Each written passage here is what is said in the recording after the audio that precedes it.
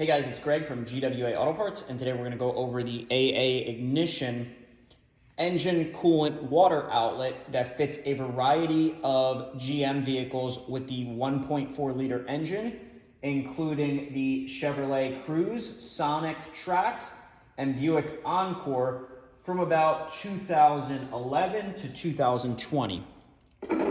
So this water outlet is connected to the motor, and it has a variety of passages to allow coolant to flow through the engine and go to things like the heater core. So you have a coolant hose connection here, here, as well as here. And then we have a water temperature sensor that's included over here. So what happens over time, the factory housing, it leaks or cracks, and you have a coolant leak in the vehicle.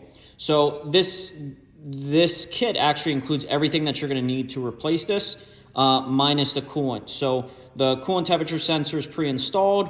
We include the complete water outlet as you see here.